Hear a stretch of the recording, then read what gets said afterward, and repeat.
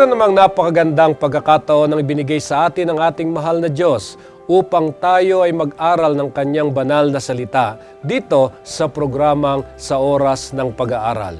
Ako po si Pastor Jose Zabad Jr. ang inyong makakasama at kasama rin natin si Pastor Ilioma sa ating talakayang isasagawa. Pastor, kamusta po kayo? Lubos akong nagagalak na meron tayong muling pagkakataon, Pastor, na pangunahan ng pag-aaral at ipahayag ang salita ng Diyos upang tayo at ang ating mga taga-subaybay ay magkaroon ng bagong pananaw, lalong-lalo na sa paksang ating tinatalakay sa karanasan ni Job at ang mga karanasang pinahintulutan ng Diyos na maganap sa kanyang buhay. Ayan. So, kaya nga isang napakaganda itong pagsasama-sama sa ilang mga minuto na sa ating talakayang isasagawa na patuloy ho nating sinusubaybayan na ating kinukuha mula dito sa mga gabay sa pag-aaral ng Biblia. At sa lahat ng mga taga-subaybay, hindi po namin makakalimutan na batiin kayo ng isang mainit na pagbati sa inyong lahat. Maraming salamat sa patuloy niyong pakikisama sa bawat isa sa atin. Tayo ngayon, Pastor, ay nasa ikasyam ng serye ng ating pag-aaral tungkol sa kasaysayan nitong si Job. At sa ating pag-aaral ngayon, ito ay ating tinranslate yung temang Intimations of Hope ng ganito, ang mga pagpapahiwatig ng pag-asa. Ayan, Pastor. Yan. Maganda yung salitang yun, pagpapahiwatig ng pag-asa. Okay. At dito sa ating talakayan, ating aalamin ang solusyon ng Diyos laban sa pagdurusa ng tao dahil sa kasalanan at ang dahilan kung paanong nagkaroon ng pag-asa si Job na pinakita sa kasaysayan ng pagkabuhay ng ating Panginoong Hesus. At sa huli, matutuhan natin ang pamamaraan kung paano natin pakikitunguhan ang mga nagdurusa at panghahawakan ang ating mapalad na pag-asa. So bago tayo tumunghay o magpatuloy sa ating pag-aaral, ating hilingan si Pastor Ilioma na manalangin. Tayo po ay manalangin. Maibiging Diyos na ang luklukan ay nasa mga langit, sa sandaling ito muli pong lumalapit kami na mayroong pagpapakumbaba sapagkat hihilingin naming muli ang karunungan at kaalamang magmumula sa inyong banal na aklat. Pahintulutan po ninyo na maunawaan namin ang inyong mga salita at mga karanasan na inyong pinahintulutan na maganap sa mga lalaki at babaeng bahagi ng kasaysayan ng banal na kasulatan. Panginoon, inyo pong tugunan ang aming mga katanungan. Magdala kayo ng pag-asa sa mga nagkakaroon ng mga suliranin, kagaya ng naranasan ni Job, at nais naming muli na nais ipakita ninyo ang pag-asang maaari naming panghawakan hanggang sa kami ay makasama ninyo doon sa langit na bayan. Patawarin nyo kung saan kami nagkukulang at pahintulutan ninyo ang programang ito na magdala ng pagpapala sa bawat isa na nakikinig, sumusubaybay at nag-aaral ng inyong salita. Hinihiling namin ang lahat ng ito sa masamis na pangalan ng aming Panginoong Hesus. Amen. Muli kong ulitin, ang titulo ng ating pag-aaral ay ang mga pagpapahiwatig ng pag-asa. Basahin natin ang susing talata na mula sa Job Kapitulo 13, talatang 16. Ito man ay magiging aking kaligtasan sapagkat ang isang di banal ay hindi makakaharap sa kanya. Narito, Pastor, ang pangungusap ni Job, ito ay pagtingin muli, pagtaya sa kanyang sarili, ito man ay magiging aking kaligtasan. Narito, Pastor, binanggit dito sa aklat ng Job yung concept ng kaligtasan. Ayan. Bakit pumasok yung concept ng kaligtasan dun sa tugon ni Job sa mga pagpapahayag ng kanyang mga kaibigan na ang kanyang naranasan ay ano? Ay bunga ng kanyang kasalanan. Ayan.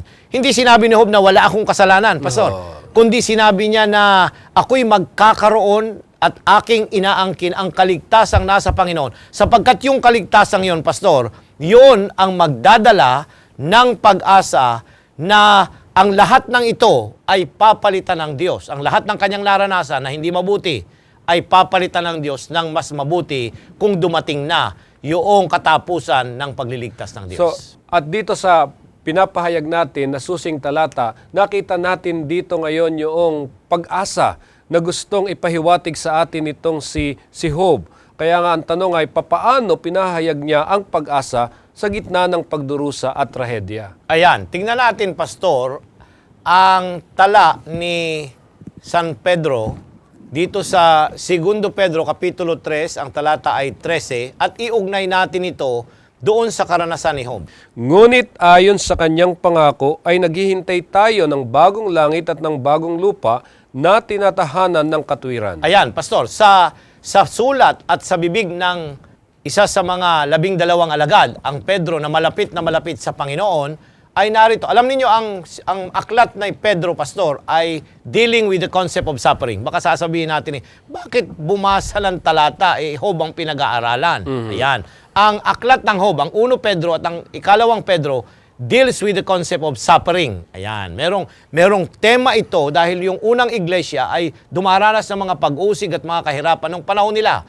Gapit natin gagamitin ang talatang ito sapagkat dito ipinahayag yung pag-asa. Si Pedro, sa likuran ng lahat ng mga kahirapan, pag-uusig, kamatayan, sakit, at sakuna na nangyayari, nung kanyang kapanahunan sa iglesia ng Diyos, sa unang tipan, sa bagong tipan, ang sabi rito, ngunit ayon sa kanyang pangako, ay naghihintay tayo ng bagong langit at ng bagong lupa na tinatahanan ng katwiran. Una-una, nais kong pansinin, ang batayan noong pag-asa niya ay pangako. Ayan. Sino ang nangako, Pastor? Ang ating Panginoong Diyos, ang ating Panginoong Jesus. At yung pangakong yaon ay hinihintay tayo. So merong dalawang bahagi, Pastor. Titingnan natin, ha? Itong pag-asang ito ay ipinangako at itong pag-asang ito ay hinihintay ng mga tagasunod niya ng ating Panginoong Diyos. So, ibabalik natin kay Job. Paano ipinahayag ni Job ito, yung pag-asa, sa kanyang paghihirap? Unang-una, nagtiwala siya dun sa nangako. At ikalawa, hinihintay niya yung wakas ng kanyang paghihirap. Remember, nung isulat niya yung kalagitnaan at karamihang kapitulo ng aklat na isinulat ni Moses, binabaybay doon na patuloy yung kanyang paghihirap. Pero hinihintay niya, hindi lang yung wakas ng kasaysayan dito sa lupa, kundi hinihintay niya ang bagong langit at ang bagong lupa. Ito yung pag-asa na nasa likuran ng mga kahirapan. Kaya yung pamagat natin ay pinapahiwatig lang. Kasi ngayon, sa panahon ni Job, hindi pa yun yung tunay na, yung nung ibalik sa Kapitulo 42, yung nawalang mga anak, ay yung napalitan ng kanyang mga anak, ang kanyang mga ari-arian. Hindi yun yung final na hope na natupad, kundi may hinihintay pa siya na hindi lamang sa kanya, kundi sa lahat ng mga nagtiwala sa Panginoon. Kaya nga masasalamin natin ang ating mga nararanasan ngayon sa kasaysayan ni Job. Dahil hindi lamang si Job ang siyang nagpapahiwatig na mayroon pag-asa. Kundi bagkos tayong lahat na dumaranas din ng iba't ibang karanasan ay mayroon tayong kinikilalang pag-asa. Kaya nga, dito sa mga bagay na ito, ay mapapansin natin na yung mga taong nandoon sa gitna ng pagdurusa o di kaya yung ng trahedya, tayo na nakakaalam ng pag-asa, papaano naman natin pakikitunguhan itong mga taong ito. Ayan, maganda yun, Pastor. Alam niyo, mahirap magdusa na nag-iisa. Yan. Mas maganda yung meron kang mga kasama at meron kang nakakausap. Ayan, punta tayo sa Proverbs 17:28. Sa Kawikaan 17:28. Narito, Pastor, ang prinsipyo na dapat gawin natin kung tayo'y pupunta o sasama o dadalaw o makikilahok doon sa mga taong naghihirap at dumaranas. Ayan. Ano ang dapat gawin? 17:28. Ang mangmangman, pagka siya'y tumatahimik, ay nabibilang na pantas. Pagka kanyang tinitikom ang kanyang mga labi, ay inaari siyang mabuti. Ayan. Pastor, napakaganda. Pag tayo pumunta at dumalaw sa isang may sakit, sa isang namatayan ng trahedya, o may nangyaring hindi mabuti sa kanilang tahanan, alam nyo, Pastor, uulitin natin muli yung prinsipyo na pag tayo'y dumadalaw sa mga ganito, hindi lang sa birib, kundi sa lahat, ay tayo ay manahimik. Ayan, silence, Pastor. Ito yung magandang karanasan natin. Few words. Na pag tayo nag-deal sa mga taong ito, ulitin na naman natin, ay hindi yung napakarami kang sasabihin na ikaw ay ganito, ganyan, ganito. Hindi yun ang pakikinggan niya . Ang gusto niya, maramdamang nakikiramay ka niya, na nandiyan ka, na hindi mo siya iiwan, na anuman ang mangyari, meron siyang pwedeng pagtiwalaan na hindi mo siya pababayaan. May mga payo na kung wala kang masasabing maganda, Huwag ka nang manahimik ka. manahimik ka na lang. Okay. Tama yun, Pastor. Oo. Oh. So, papansinin natin na ang banal na kasulatan is, yun ang inaano yun. At ang tawag dito ay, ang mangmangman pagka siya'y tumatahimik. Pero alam mo, Pastor, napakahirap sa isang katulad natin na kapag ka dumalaw tayo doon sa mga taong nagdurusa, na ikinaroon lang na wala kang sasabihin. Talagang para bang laging kailangan mong, dahil sa nakikita mong sitwasyon, kailangan mong sabihin sa kanya, ito ang sitwasyon, ito, ganito. Pastor, tama yon. Hindi naman natin sinasabing hindi tayo mangusap. Hindi. Pero babantayan natin. Kaya nga dapat ay unang-una, alamin natin yung background. Ano ba ang nangyari? Kaya kung minsan hindi natin alam yung situation, narinig lang natin sa iba, ay nagtiwala na tayo. Mas magandang pakinggan natin mula sa kanya. Kung ano talaga. Out of himself, lalabas yung at dun tayo magbigay ng kuro-kuro natin na hindi lecture. Hindi natin i-impose yung pagkaintindi natin doon sa sitwasyon, kundi ay unawain natin na hindi yun ang kailangan niya for that time. Kasi Ang gusto niya, karamay. May mga pagkakataon na ang feeling mo kapag ka naroon ka sa ganong sitwasyon, yung makalikha ka ng contact. Para bang magkwento ka na kahit wala doon hindi tumutugon sa sitwasyon, na makalikha ka lang na makapag-usap kayo, na iniisip mo na yun ay nakapagbibigay na ng aliw sa kanya.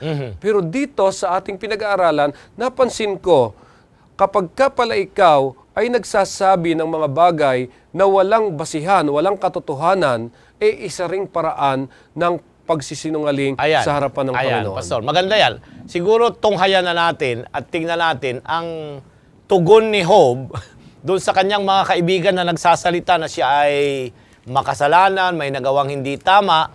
Tingnan natin ang Job Kapitulo 13. Ang talata ay 1 hanggang 14, Pastor. Yan. Ano ang tinawag niya sa kanyang mga kaibigan? Kasi siguro si Job ay napuno na rin. Ano ba pinagsasabi ninyo? Ayan. Tingnan ninyo kung ano ang tawag niya doon sa mga tao na nagsasabing ikaw ay nagkamali, kaya ito na ang resulta. Ayan. Okay. Narito nakita ang lahat na ito ng aking mata at ang aking tenga ay nakarinig at nakaunawa. Kung ano ang iyong nalalaman ay nalalaman ko rin naman. Hindi ako huli sa inyo. Walang pagsalang ako'y magsasalita sa makapangyarihan sa lahat at nagnanasa akong makipagmatuwiranan sa Diyos. Ngunit kayo'y mapagkatha ng mga kabulaanan. Ayun. Kayong lahat ay mga manggagamot na walang kabuluhan. Mano nawa ay magsitahimik kayong lahat at magiging inyong karunungan. Dinggin ninyo ngayon ang aking pangangatwiran at inyong dinggin ang pagsasanggalang ng aking mga labi. Kayo ba'y nangagsasalita ng kalikuan dahil sa Diyos at mangungusap ng karayaan dahil sa Kanya? Inyo bang lilingapin ang kaniyang pagka-Diyos? Inyo bang ipakikipagtalo ang Diyos? Mabuti ba na kayo'y siyasatin niya? O kung paanong dinadaya ang isang tao, inyo bang dadayain siya? Walang pagsalang sasawayin niya kayo kung lihim na kayo tatanggi ng pagkatao. Hindi ba't kayo tatakuti ng kanyang karilagan at ang gulat sa kanya isa sa inyo? Ang inyong mga alaalang sabi ay kawikaang abo. Ang inyong mga pagsanggalang ay mga pagsanggalang na putik. Magsitahimik kayo, bayaan ninyo ako na ako'y makapagsalita at paratingin sa akin ang darating. Ayan, Pastor, narito ang mga pangungusap na lubagas kay Job kasi medyo napuno na rin siya eh. Akala ko, ang pakiramdam ko, pumunta ba kayo dito para ako ay hatulan at sabihin ako'y makasalanan o nagpunta kayo rito para makiramay? Yung bang interest ko ang yung titignan? Ang unang napansin yung Pastor, doon sa pangungusap niya, chinik niya sila. Opo. Pumunta ba kayo rito para ipagtanggol ang Diyos? Ayan. So, yung unang-unay, pinagtatanggol nila ang Diyos dito sa pangungusap na ito. Ikalawa, pansinin mo Pastor, doon sa talatang 4, ngunit kayo'y mapagkatha ng mga kabulaanan. Forgers of lies. Yan. Yun yung term na ginamit Mga tagagawa, forger. Nagkatha ng mga kabulaanan. Na ang ibig sabihin, hindi totoo yung sinasabi ninyo na ang aking mga nararanasan ngayon ay bunga ng aking pagkakasala. Yan. Una. Ikalawa, hindi rin totoo na pinarurusahan ako ng Diyos dito sa aking mga nararanasan. Marami kayong ginagawa at sinasabi, ang gusto ko, 2 beses binanggit po manahimik kayo. Si Job mismo na ang nagsabi, tumahimik na kayo, hindi kayo nagiging pagpapala sa akin. Yun ang kanyang sinasabi. Dahil, hindi yan ang talagang totoo. Ayan. Kaya nga may mga pagkakataon na napakahalaga na dapat natin tingnan itong mga bagay na ito dahil tayo na siyang tumutungo sa mga taong nakakaranas ng pagdurusa, minsan ay nadudulas tayo sa ating mga pananalita. May mga bagay na nasasabi tayo na maaring iniisip natin makapagbibigay kaaliwan sa kanila, pero sa halip na makatulong ay nagiging nagpapabigat ng kanilang pagdurusa. So, Pastor, uulitin natin ha. Hindi niya sinasabing totally na mali yung kanyang mga kaibigan. Ayan. Hindi niya sinasabing wala akong kasalanan. Pero pinaghahalo nila, at itong mahirap pinaghahalo nila yung totoo at yung mali. Yan, yung katha nilang kaisipan na hindi tama tungkol kay Job, isinama nila dun sa kanilang theological perspective. Ayan, yung pananaw nila na ang Diyos ay pinaparusahan ka, na ikaw ay nagkasala, na ito ay bunga ng iyong kamalian. Now, anong mga punto doon? Unang-una sa lahat, may tama rin sila Identify natin, Pastor, ano yung tama? Si Job, makasalanan kagaya nila. Basic yun. Ikalawa, ang Diyos talagang nagpaparusa pag mali ang ating ginagawa. Pero hindi ibig sabihin, yung oras na yun, siya pinarurusahan. Ayan. Dahil sabihin natin, hindi nagpaparusa ang Diyos. Maling teolohi na yan, Pastor. Hindi. Ang Diyos ay, ano pa? At ikalawa, at ikatlo na nais kong inyong pansinin dito sa talatang ating mga tinatalakay ay ang Diyos ay ay naiintindihan dapat siya. Yun yung na-miss nila At ikaapat ay naparito kayo para ako damayan, hindi para ako ay husgahan. Yun ang sinasabi ni Job sa mga talatang ating tinakay. So, doon naghahalo yung truth and error as we deal with people. Yeah, yun ang punto na kung bakit pala dapat tayong maging maingat sa pakikitungo sa mga taong nagdurusa. Ang isa ay minsan baka sa halip na magbigay tayo ng kaaliwan ay nagiging mapaghatol tayo. Ayun. Okay. So ngayon, sa kabila ng mga argumento ni Job at ng kanyang mga kaibigan, pinakita ni Job yung tungkol sa pag-asa. Ayan. Yeah, siguro ito ay tingnan natin kung paano niya ipinahayag itong pag-asang ito. Ayan, Pastor, pakibasa po ang talatang 15. Malinaw na malinaw ito. Ang kapitulo ay 13. Yan. Ang sabi dito, bagaman ako'y patayin niya, akin ding hihintayin siya, gayon may aking alalayan ang aking mga lakad sa harap niya. Napakaganda, Pastor. Ano ang sabi niya? Okay, sabi niya, okay. Ang argument ninyo ay ako'y nagkasala sa Panginoon, kaya ako pinarurusahan. Pero sasabihin ko sa inyo, kahit na hindi lang ako bigyan ng sakit, kahit na ako, anong sabi doon? Patayin niya.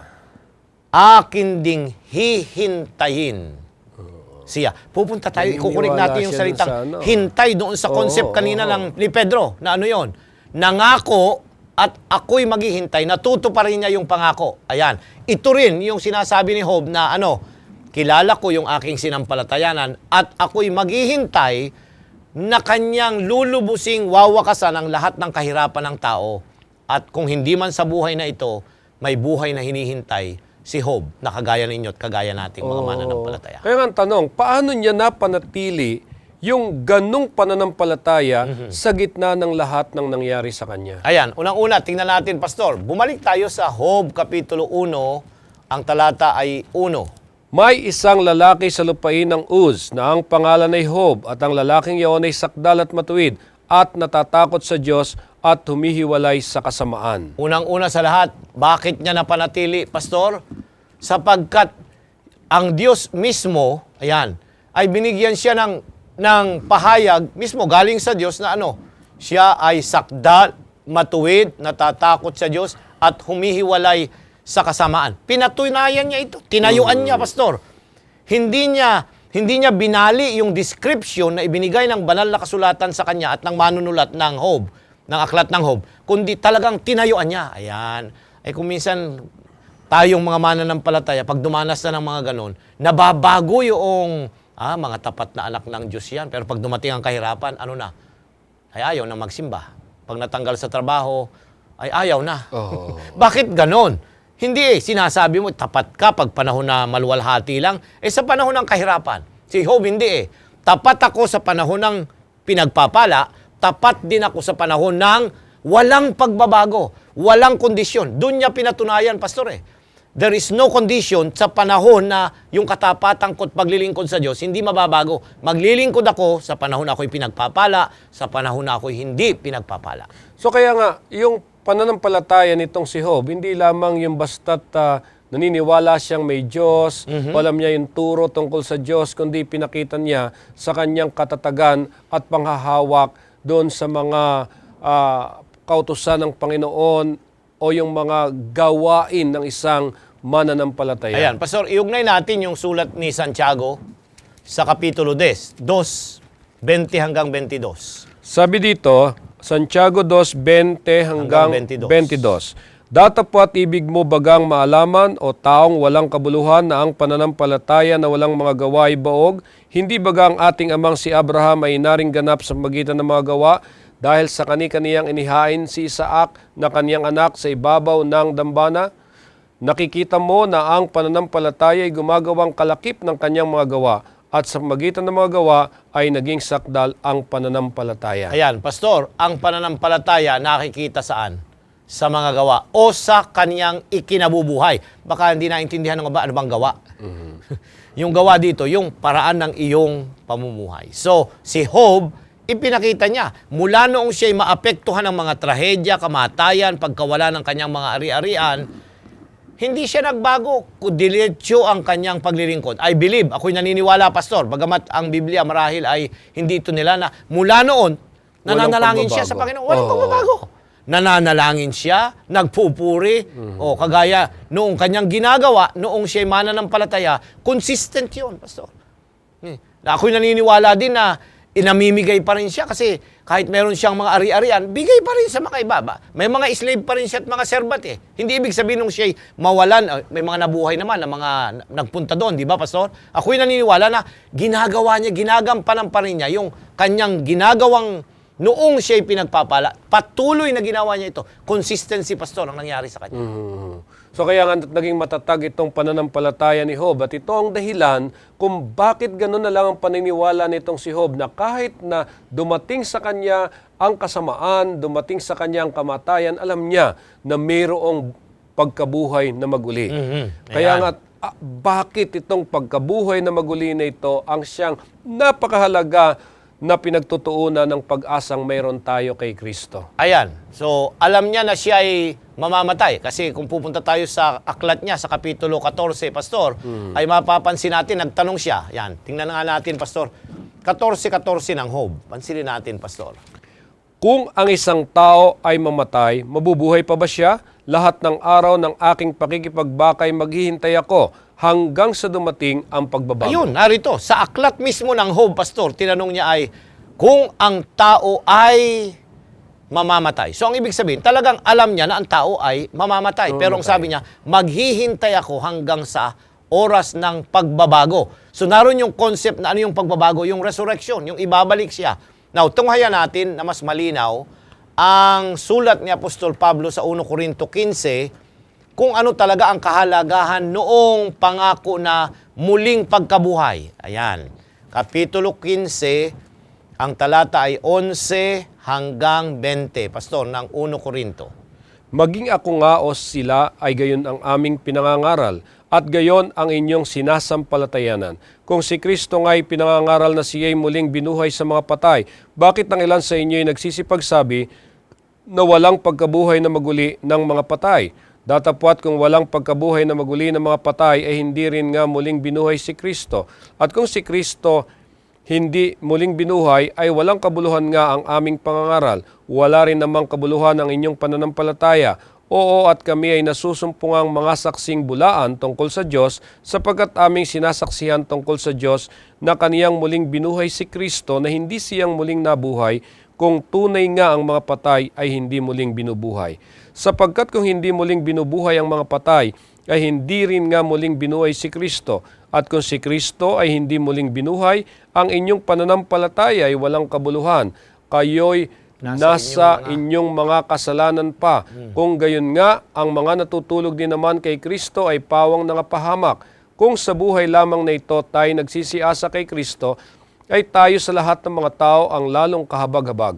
Datapwat si Kristo nga'y muling binuhay sa mga patay na siya ay naging pangunahing bunga ng nangatutulog. Ayan, Pastor, iuugnay natin ang talatang ito kasi ito'y sulat ni Pablo doon sa karanasan ni Job. Unang-una sa lahat, namatayan si Job. Pastor, ano ang mga namatay sa kanya? Ang kanyang mga anak. Ikalawa, may mga namatay din siyang mga hayop. May mga namatay din siyang mga alipin na naglilingkod doon sa kanyang mga pinatay ng mga So dito, Pastor, makikita natin na ang tao ay namamatay. Ayan. Ang tanong niya ay, mabubuhay ba siya muli? Ibalik natin kay Job, mabubuhay pa kaya? Specifically, ang aking mga anak, yung aking mga servant na naglilingkod sa akin ng tapat, makikita ko kaya pa silang muli? Ayan. So ang tanong ay, si Job nagtiwala sa lumang tipan. Ito yung isang concept sa aklat ng Job na there is a resurrection concept sa aklat na ito, Pastor, na dapat nating mula pa sa panahon ni Moses ay itinuturo na merong pagkabuhay na maguli. At bakit mahalaga ito, Pastor? Ito yung focus ng ating pag-asa. Kung wala ito, Pastor, kung wala itong resurrection, wala tayong kaibahan. Ang sabi niya rito, sapagkat kung hindi muling binuhay ang mga patay, ay hindi rin muling binuhay si Kristo. Now, dito sa mga talatang ito, ang Kapitulo 15, Pastor, ang argument ni Pablo, kung si Kristo hindi nabuhay, then hindi na mabubuhay ang mga namatay, kasama yung mga anak at mga alipin ni Job. Dahil kay Kristo, mabubuhay dahil si Kristo nabuhay.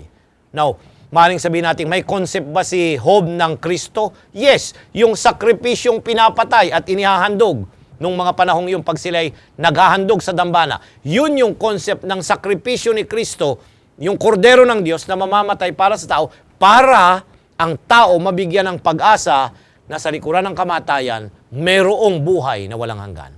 So yun yung napakahalagang tinuturo nitong si Job na sa kanyang pagpapahayag tungkol sa kaligtasan, sa panibagong buhay na ipagkakalob sa atin ng Panginoong Hesus, yung pagkabuhay na maguli. Ngayon, nabanggit nyo na ho kanina na yung mga sakripisyo ng mga hayop na siyang inihalin tulad nitong si Job para lamang maintindihan natin kung ano yung pagkabuhay na maguli. Ayan, Pastor, bumalik tayo sa aklat ng Job, Kapitulo 13, ang talata ay 16. Alam mo ninyo, ako'y namamangha, Pastor, na yung mga iba't ibang concept sa bagong tipan, narito sa aklat ng Job. Yung kaligtasan, yung pag-asa, yung sakripisyo, ito ay makikita. Kaya nga, ang title ng ating lesson ay pagpapahiwatig, intimation lang. Hindi directly na sinasabi niya na ito yung aral, kundi meron siyang pag-asa na itong mga ito ay naroon at itinuro na sa lumang tipan. Talatang 16, Pastor. Ang kapitulo ay 13. Job Kapitulo 13, talatang 16. Ito man ay magiging aking kaligtasan sapagkat ang isang di banal ay hindi makakaharap sa kanya. Ayan, ito man ay magiging aking kaligtasan sapagkat isang di banal ay hindi makakaharap sa kanya. Ang tanong, Pastor, ay paano ipinakita yung kaligtasan doon sa karanasan ni Job? Ayan, pupunta tayo. Marahil ay kostumbre ng mga tao, kagaya ni Job, ang mag-alay ng sakripisyo noong unang panahon. Okay. Ayan. At sa kanila, bagamat hindi galyong kalinaw kagaya ngayon na yung sakripisyo ay kumakatawan kay Kristo, pero meron silang hint na yun ay substitute, Pastor. Yun yung kumukuha ng lugar at nagpapaaninag sa kanila. Yan, pinapahayag lang na yung sakripisyong ng mga hayop ay yun yung darating na tagapagligtas na magdadala ng kaligtasan sa tao, kukunin ang lugar ng tao. Uulitin ko, hindi ito ganong kalinaw nung panahon nila. Pero ngayon, tayo, binabalikan na natin, alam na natin na yung korderong papatayin ay kumakatawan kay Kristo na nabayubay doon sa krus. At yung sakripisyo niya, ito yung magdadala ng kaligtasan.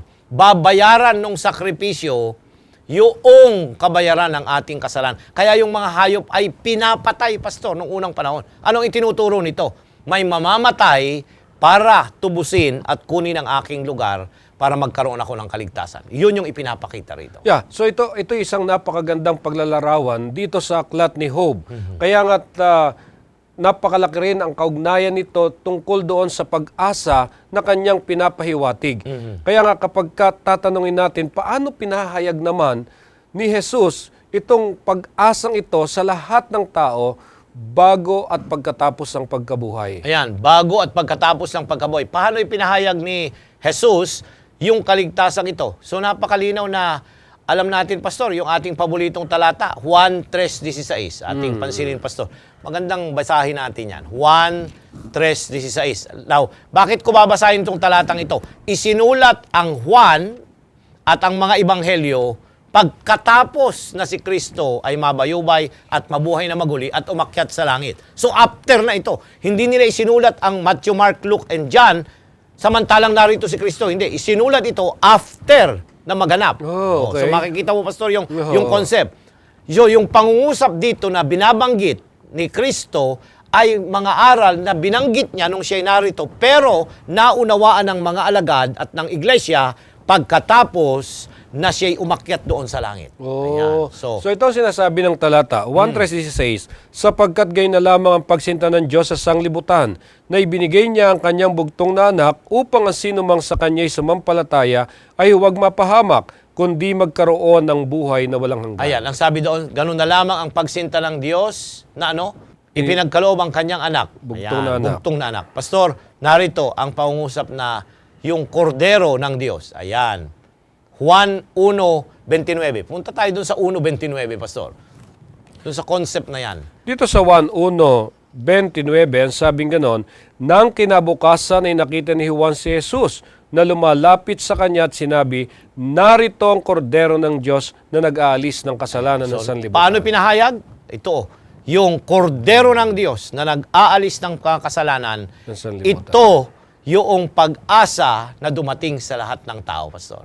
Ito, very, very clear ito na dapat maunawaan ng lahat na yung sakripisyo ng ating Panginoong Hesus na kumuha ng lugar ng tao, yung tinatawag na sacrificial, yung lamb sacrificial na pinapakita ng mga hayop na pinapatay before and after. Ayan, bago dumating ang Kristo at pagkatapos na dumating ang Kristo, tumigil na yung mga yon dahil dumating na ang tagapagligtas.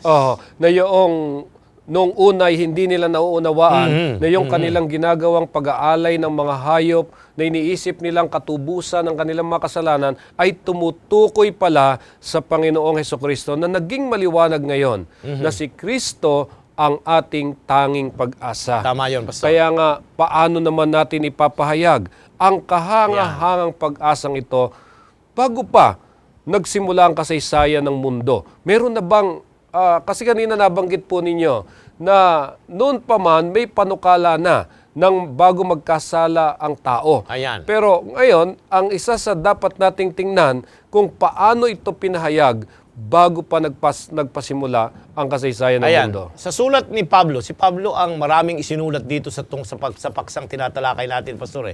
Dito sa Efeso Kapitulo 1, ang talata ay 4. Ayon sa pagkapili niya sa atin sa Kanya, bago itinatag ang sanlibutan, upang tayo'y maging mga banal at mga walang dungis sa harapan niya sa pag-ibig. Ayun, pagkapili niya sa atin. Ayan. Medyo linawin natin. Yung ginamit na salita dito, yung Diyos ay namimili. Ayan, baka naman sabihin ng iba, kung hindi ako napili, hindi tayo naniniwala na ang Diyos ay selective sa kanyang mga ililigtas. Ayan.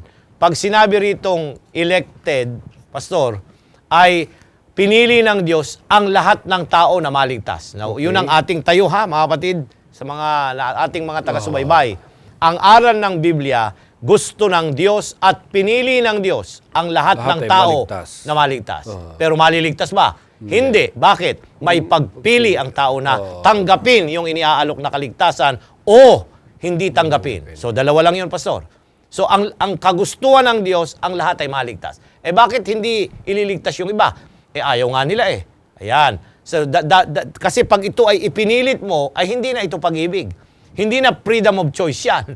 Yan ay sapilitan na. Kaya nga, ang gusto ng Diyos, ang lahat ay mali. Kailan ito? Ito yung panukala ng Diyos mula pa nang itatag ang sanlibutan. From the start. Mula pa doon, bago pa magkaroon ng Adan at Eva, Pastor, bago palalangin ang tao, nagkaroon na ng panukala na ililigtas ng Diyos kung pahihintulutan ng Diyos ang tao na magkasala, ililigtas pa rin niya. At ang daan ng kaligtasan ay ang manlalalang, ang Kristo, yung kordero, ay mamamatay mula sa pasimula at yung kamatayang yaon ang magiging kahalili at substitute ng tao para siya hindi patuluyang mawasak. Ayan, napakaganda. Kaya lang dapat natin liwanagin yung ilang issue doon sa binabanggit nyo po kanina na pinili ng Diyos ang lahat ng tao ay maligtas. Pero hindi lahat ay maliligtas dahil may mga tao na pinipili nila yung sila'y mapahamak kaysa sa kaligtasan. Tama yun, Ngayon, Pastor. ang issue ay ganito. Lahat tayo ay binigyan ng kaligtasan ng si Kristo'y napako sa cross. Subalit, ang katanungan ay hindi mapapasa iyo yung kaligtasang yaon kung hindi mo tatanggapin yung inialok niyang biyaya o Ayan, yung kaligtasan. Now, magandang tunghayan natin ang ating Biblia. Titos 2:11, Pastor. Merong magandang talata sa bagong tipan para ito ay linawin. Tito, Kapitulo 2, ang talata ay 11. Sapagkat napakita ang biyaya ng Diyos na may dalang kaligtasan sa lahat ng mga tao. Ayan. Napakita ang biyaya ng Diyos na may dalang kaligtasan Sa lahat ng mga tao. hindi sa kakaunti, hindi sa mga pinili at hinirang, Pastor, kundi sa lahat ng tao. Mula kay Adan hanggang sa huling tao na ipapanganak at mabubuhay, mayroon siyang karapatan na makita ang biyaya ng Diyos na may dalang kaligtasan. Ayan. So, yung mga taong iyon, wala silang magiging dahilan na sisisihin ng Diyos, bakit ako hindi maligtas? Ayan. Pero gagamitin ng Diyos, ikaw, ako, ang mga kaanib ng iglesia, na ipahayag at ipakita ang kaligtasan sa kanila. Now, ligtas na ba sila dahil napakita? Hindi. Oh. Kinakailangan silang magpasya na tanggapin yung paraan ng kaligtasang iniaalok ng Diyos. So, hindi natin mapagbabatayan yung mga paniniwala na minsan na tayong iniligtas, kaya palagi tayong ligtas. Ayan, ay hindi pwede, Pastor, kasi nais kong linawin, ang kamatayan ni Kristo doon sa cross is enough. Minsan lang siyang mamamatay. Minsan lang. That's very, very clear. Pero tayo, tuwing tayo'y magkakasala, pag tayo'y nagkasala, yung unang pagkakasala, pag nagsisi tayo, Pastor, pinatatawad tayo. Pero hindi ibig sabihin yung second na kasalanan mo at gagawin mo pa, ay karamay na doon sa unang pagkakasala at paghingi mo ng tawad. Hindi. Ayan. Kinakailangang humingi pa rin tayo ng tawad sa bawat panahon na tayo'y nagkakasala. Ayan. Amen. So napakaliwanag ho nitong ating mga punto na binibigyang pansin. At dito sa ating pag-aaral ay nasumpungan natin ang isa sa kahangahangang pinanghahawakan natin ay yung pag-asa, na ang pag-asang ito walang iba kundi ang ating Panginoong Jesucristo. Kaya nga, ang isa sa katanungan ngayong alam natin, paano natin aangkinin ang pag-asang ito. Ayan. Pastor, maganda yon sa ating mga taga-subaybay ay mayroong turo si Pablo kung paano ito aangkinin dito sa Roma 8, ang talata ay 31. Ano ang ating sasabihin sa mga bagay na ito? Kung ang Diyos ay kakampi natin, sino ang laban sa atin? Ayan. Pastor, narito paano natin aangkinin? Ang Diyos ay ano raw? Sabi roon, ang Diyos ay kakampi Kakampi natin. Pastor, narito ang isang katotohanan na ipinapahayag ni Apostol Pablo na tayong lahat, bagamat tayo'y makasalanan, hindi natin kalaban ang Diyos. Kakampi natin siya. He is on our side. Kaya nga doon ibabalik ko doon sa karanasan ni Job, Pastor, yung ating leksyon, nung dumating ang mga sakuna, hindi ang Diyos ang kalaban. Oh.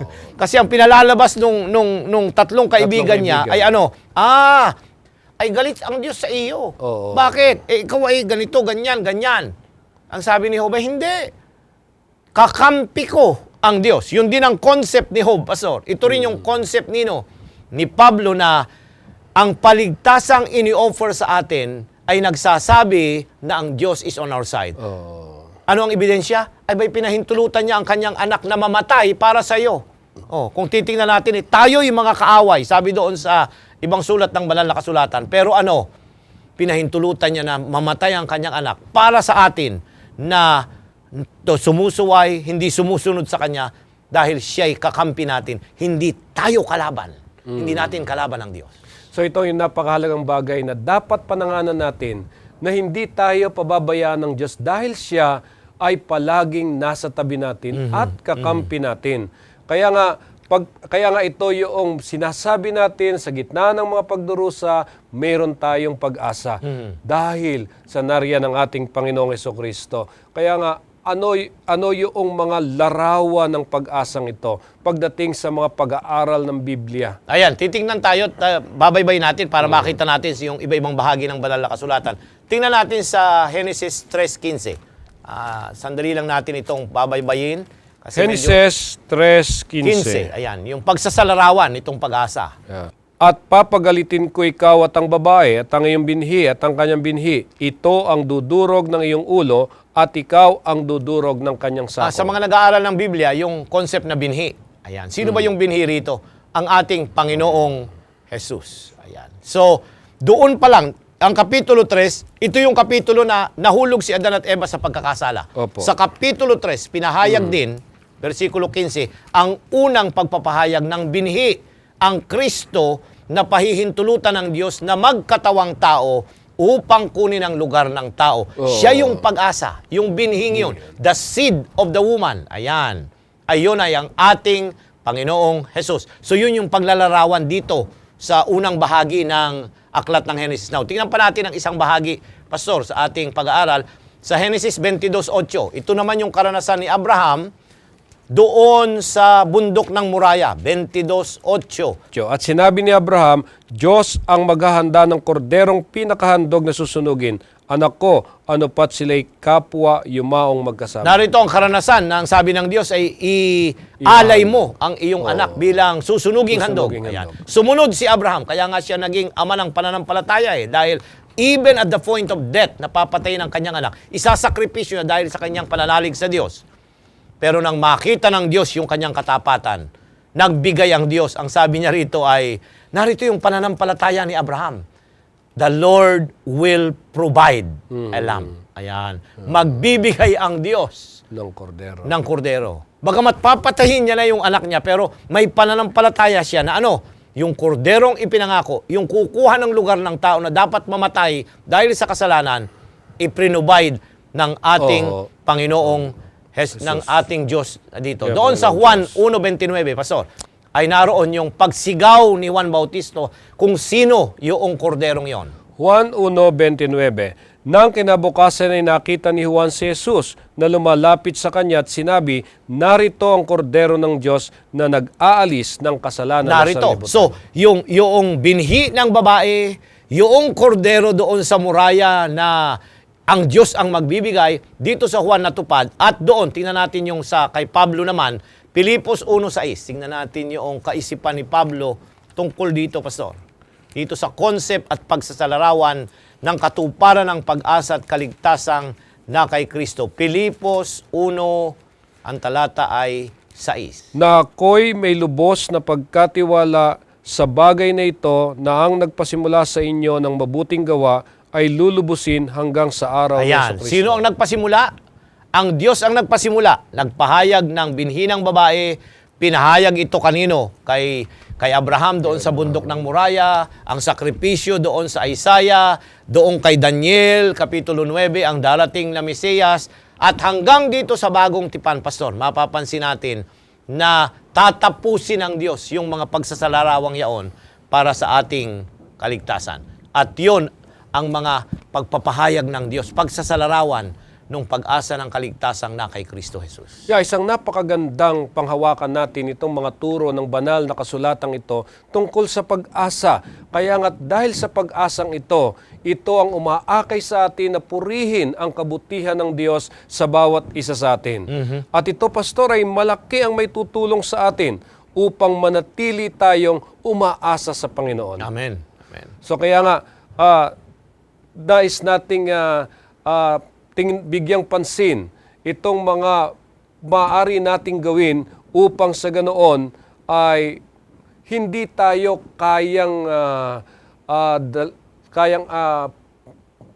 bigyan ng kaguluhan ng mga dumarating na mga pagsubok o di kaya ng mga pagdurusa para bitiwan natin itong pag-asa nating ito. Kaya bigyan natin ng mga payo paano natin mapapanatili ito sa ating paghihintay sa nalalapit na pagparito ng Unang-una sa lahat, Pastor, ay mahalaga na tayong mga mananampalataya, yung pag-asang yun mananatili sa atin kung kasama nito sa bawat sandali, may pagpupuri tayo sa Panginoon. Opo. Praising the Lord is part of maintaining that hope in us. Ayan. Kung ano man ang mangyari sa atin, pupurihin natin ang Panginoon. Babalik tayo again kay Job. Dumating ang mga karanasan. Anong ginawa niya? Pinuri at sinamba ang Panginoon. Bakit? Kasi naroon yung pag-asa sa kanya na hindi ito ang huli na makikita niya ang kanyang mga anak na namatay. Hindi ito ang huli na ang kanyang mga aliping pinuksa na mababait sa kanya na naglilingkod ay kawakasan. Hindi. Hinihintay niya yung mapalad na araw na ang Panginoon ay babalik, babangon ang kanyang mga anak, ang kanyang mga alipin, makakasama niyang muli na maglilingkod na magkakasama sa Panginoon. Yeah, may mga karanasan na dumarating sa buhay natin. Yung mga pagsubok ng kahirapan, may mga krimen, may mga kalamidad na dumarating sa buhay ng tao, lalo tigit sa mga mananampalataya. Ang isa sa napakalaking suliranin, pagka minsan wala na tayong pananalapi, nagagamit natin kahit na yung mga oras na dapat sana kasama tayong nagpupuri sa Panginoon. Ayan. Dahil kuminsan talagang hanap buhay na muna, ano? Oo. So pinapaalalahanan natin ang ating mga kapatid, ang kahirapan, hindi dapat mababago yung ating oras ng pagsamba, pagpunta sa church, hindi tayo maghahanap na buhay na nakakalungkot na merong mga iba na mga kapatid. Pag dumating ang ganito, ay iiwan muna yung kanilang pagsamba sa araw ng Sabat at maghahanap buhay. Mga kaibigan at mga kapatid, sinusubukan tayo ng Panginoon. Ganon din naman, nais ng kaaway na lumalo tayo at iwan ng Panginoon pag ganito ang trahedya. Hindi. Kay Job, nakita natin na nanatili siyang nagtapat sa Panginoon anuman ang mga mangyayari. Kaya nga ang katapatan ay, yung salitang tapat, ay hindi, kahit pagbalik-baliktarin mo, Tama yung Pastor. ay hindi magbabago. Tapat pa rin tayo kahit may mga pagsubok, kahit may kalamidad, kahit may kahirapan. Tayong lahat, sama-samang magpuri sa ating Panginoon. Ngayon, dito napansin natin yung mga pagkukunwari na siyang nakakasira sa pananampalataya ng isang taong nagdurusa. So paano ho natin to bibigyan ng pansin? Ayan, nais kong anong pansinin pwede nating magawa yung dito? word na ginamit sa English ay hypocrisy. Yan, yung nagbabalat kayo tayo. Pag pumunta tayo, uy, nakikiramay tayo, naiintindihan ko yung dinaranas mo. Pero sa totoo, Pastor, hindi natin naiintindihan yung karanasan ng isang taong naghihirap kung hindi pa natin naranasan yung kanyang dinaanan. Kaya babantayan natin na ako'y naintindihan kita. Paano mo naintindihan? Hindi ka naman dumaan sa ganon. Paano tayo makakaintindi kung hindi ka namatayan ng 10 anak? Siguro, isa anak, okay. Pero yung 10 naranasan mo na ba yun? Ayan, na mawala ng ari-arian. Simultaneously. So bago tayo magsalita ng ganun, kagaya nung sabi niya sa kanyang mga kaibigan, tumahimik na lang kayo. Ayan. Yeah. Bakit? Nagiging hypocrite kayo. Nagiging mapagbalat tayo kung pupunta tayo na sinasabi nating nakikiramay tayo, naiintindihan natin ang karanasan ng taong naghihirap, ay hindi. Bakit? Sa totoo lang, ay hindi naman natin naintindihan at nauunawaan. Bakit? We have not been through their shoes. Kaya nga, isang napakahalaga na natutunan natin mula sa leksyong ito. Sa kabila ng mga kahirapang ito, purihin natin ang Panginoon dahil meron tayong pag-asa. Amen. So ito siguro ang dahilan kung bakit umaawit tayo ng meron tayong pag-asang ito. Siyang nakakahawa doon sa mga nakapalibot sa atin. Ayan, ako'y lubos na nananampalataya, Pastor, na bahagi ng ating pagsamba sa ating iglesia bilang mga Adventista, doon sa huling bahagi, yung tinatawag nating benedictory response. Inaawit natin yung kinumpos ni Wayne Hooper na we have This hope. this hope. Ayan. Bakit natin kinakanta yon? Ano ba yung hope na yon? Hope in the coming Of the Lord. of the Lord.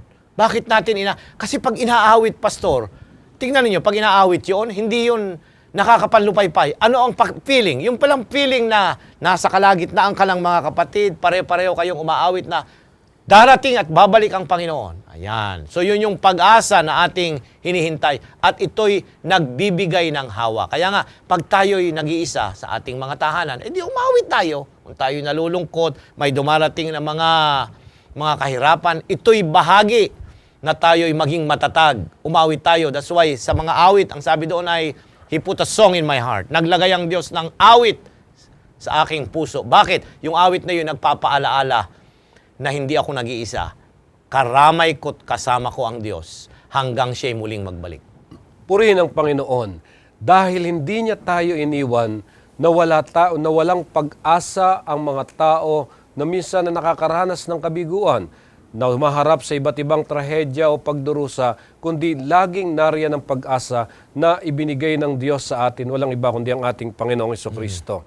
Na sa kabila ng tila walang kahinat ng pagsasalita nitong mga kaibigan ni Job at ng kanyang mga desperadong mga kasagutan, nakita po natin sa ating pag-aaral na mayroong sinag ng pag-asa. Amen. Kaya nga po ating pinag-aralan na dapat tayong manahan sa mga sinag ng pag-asang ito na tumutukoy sa pag-asa ng pagkabuhay na maguli o ang pagparito ng ating Panginoong Hesus. Sukdulan na ang dahilan ng ating pag-asa'y masumpungan lamang sa pagkabuhay ni Kristo. Kaya nga dandalangin natin, Pastor, sana'y sa kabila ng kaguluhan sa ating palibot, lalo tayong magkaroon ng di matitinag na pananampalataya at maningas na pag-asa habang naghihintay sa kanyang pagbabalik. Amen. So kaya nga, mga ginigiliw, natutuwa tayo sa kabutihan ng Diyos sa bawat isa sa atin. Dahil na nga lamang ay marami pa sana tayong dapat pang pag-usapan tungkol sa bagay na ito, pero sumapit na naman tayo sa ating pagtapos ng pag-aaral na ito. Kaya nga't nais kong hilingin ang bawat isa na tapusin natin ang pag-aaral na ito sa magitan ng isang panalangin. Dakila po naming Diyos, sa kabila ng mga nasasaksihan naming kaguluhan sa aming palibot, sa kabila ng mga pagdurusa ng mga tao, ganun din sa aming kinahaharap na mga pasanin at mga hamon sa buhay, nagpapasalamat kami sapagkat mayroong pag-asa na kayo'y ibinigay sa bawat isa sa amin. Ang manahan kami sa pag-asang ito ang siyang nagbibigay inspirasyon upang sa ganoon ay hintayin namin ang isang mapalad at maluwalhating pagbabalik ng aming Panginoong Hesus, sapagkat tanging sa pagkakataong iyon magkakaroon ng pagkabuhay na maguli. Maaari naming makita ang aming mga mahal sa buhay. Maaaring ang lahat ng kahirapan sa mundong ito ay mapawi na. Kaya nga't sinasampalatayanan namin, Panginoon, ang pag-asang ito.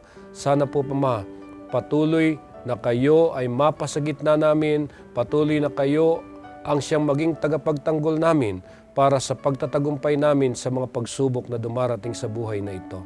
Pagpalain ninyo ang aming mga taga-subaybay, anuman ang kanilang dinaranas ngayon, ang mga aral na nakuha namin mula sa kasaysayan o seryeng ito, nawa ay maging inspirasyon ng kanilang buhay. Amen. Para maging matatag ang kanilang pananalig sa inyo. At sana po, Panginoon, muli ninyong tanggapin ang aming pagtatalaga at dagdagan ang aming pagtitiwala. Ito po ang aming hiling sa pangalan ni Jesus. Amen. Amen.